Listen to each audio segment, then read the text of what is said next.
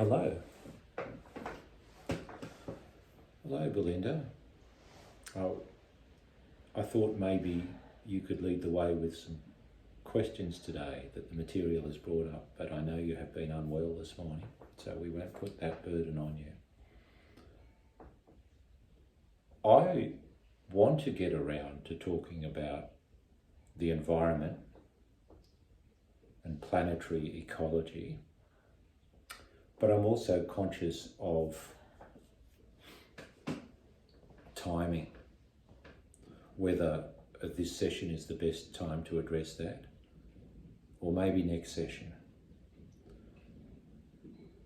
We're about an hour and a half away from a new moon. Not quite. It's just past midday on a Wednesday on the eastern seaboard of Australia, and the new moon is due at 1:21 p.m. Now, there is a traditional farming practice which follows the cycles of the moon. Sometimes we see the rationale of that practice emblazoned on large planting calendars that look a bit like, well, I think they're designed to be mandalas as well. And the practice involved planting leafy crops just after the new moon, and fruiting crops after that when the moon is waxing. The waxing moon is the moon growing from a smaller moon to a full moon. And then the root crops, those that sink their roots into the earth, like the turnips and the potatoes and so on, they would be planted when the moon was waning after the full moon. Now, it's interesting that these were widespread practices, agricultural practices around the world. So farmers were synchronizing their sowing to the moon in the way that they were synchronizing their harvests to the sun. There would, of course, be times when the harvest would be at its fullest, typically summer. And they would associate each season with a particular activity, like putting the surplus of the harvest into the barns, or sowing the seeds.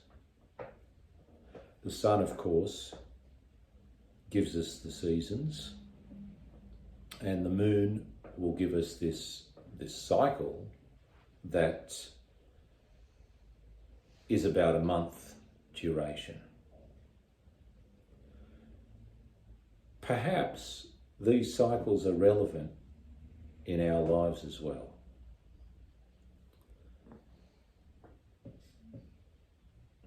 It might be worth observing the connection between the activities and the states of mind that you're involved in vis-a-vis the moon phase.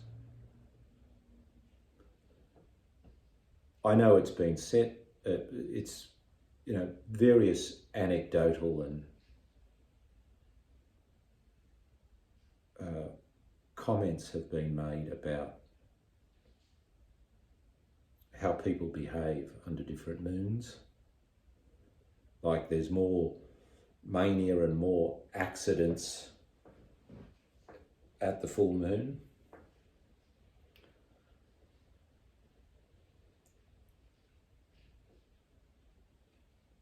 Do you turn into a werewolf?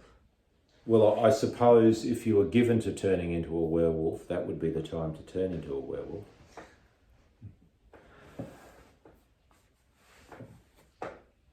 if you get into the habit of observing whether the new moon is not only a good time for initiating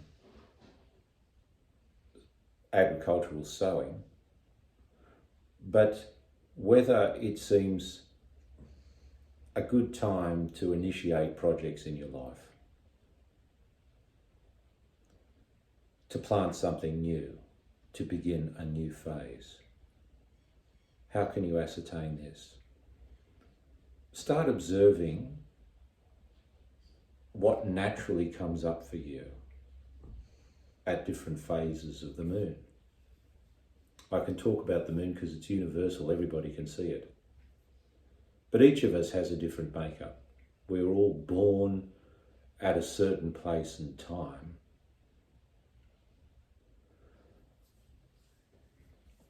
Yet we all live under the same sky. The moon is one of those things that's observable everywhere, and we could see its phase. In a way, it's a little bit easier to talk about than the sun, because we have two hemispheres of the earth. So when it's autumn in the northern hemisphere, it's going to be spring in the southern hemisphere. And often with our festivals, they're all geared for northern hemisphere climes and nations. And it works in a counter way when you're living in the southern hemisphere. But with the moon, a full moon will be a full moon whether you're in the north or the south. It's not like you'll get a full moon in the northern hemisphere and a new moon in the southern hemisphere. So what I'm suggesting is, and I'm not dogmatizing anything for anybody, but I observe correspondences between things. So there are many ways you can get a sense of where the moon is in its cycle. I mean, of course, you can look into the sky and judge a half moon, which is, well, there are two half moons, first quarter and the third quarter. A full moon's easy enough to spot. And a new moon, well, the new moon is actually invisible, strictly speaking. But a lot of religions have festivals and practices linked to the new moon. So they need to be able to identify something visibly, and what they typically do is go out and look for the first sliver of a moon, like a little fingernail clipping of a moon.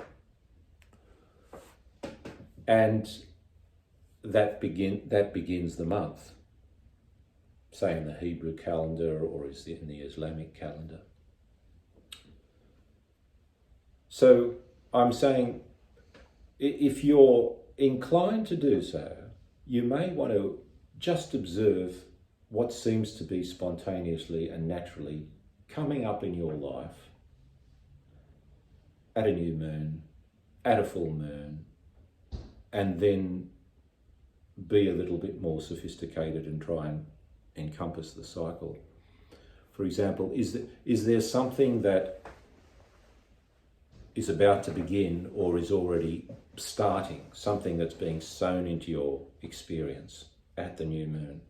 Is there something that is reaching a bit of a crescendo at the full moon? Is there something that has kind of manifested more fully at the full moon, such that it is clearly observable to other people? These are some of the cycles of life. So, in a way, I'm holding out to start our talks on the planet, the environment, maybe till the next session. When the moon is in its last last phase. Some call it a deliquescent moon. It's just waning away to nothing, and then it's going to be born into a new cycle. When it's waning away, it's a good time, the people who observe these things, it's a good time to tie up loose ends and finish old projects.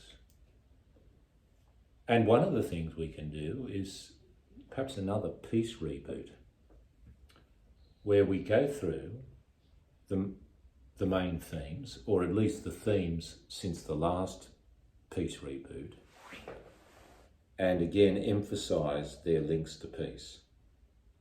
So we might do that when we come back from the break.